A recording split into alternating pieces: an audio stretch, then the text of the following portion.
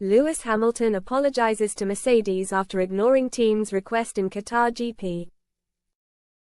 Lewis Hamilton opted not to follow Peter Bonington's request to retire his W15 during the latter stages of the Qatar Grand Prix, but later apologized to his Mercedes crew for picking up two unusual penalties at the Lusail International Circuit.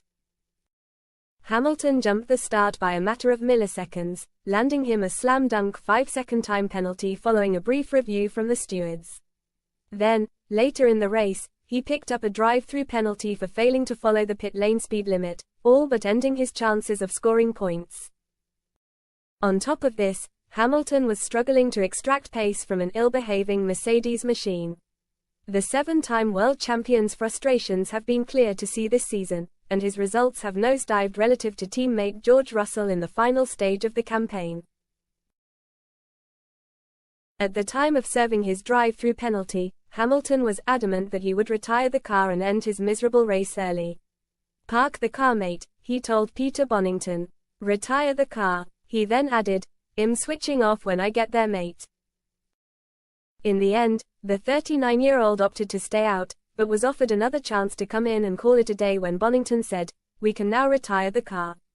Hamilton replied, "What position am I in?" and was told, "We're back at P15. 9 seconds ahead is Norris."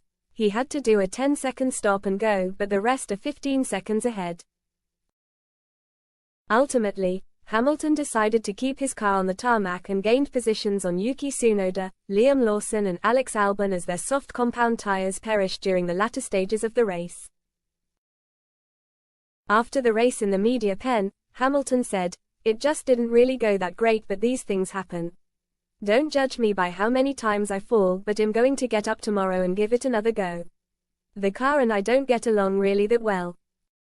But we were very, very far off in the beginning and we didn't have enough wing-in to start with, the cars were quite different and it wasn't really great to drive. But my fault today, so apologizes to the team for the false start and then the pit lane incident." Hamilton now has just one race left in Mercedes overalls before he can switch off for the winter break and recharge ahead of his move to Ferrari in 2025. The legendary Brit is targeting a record-breaking 8th World Championship and Ferrari's first Drivers' Championship title since 2007.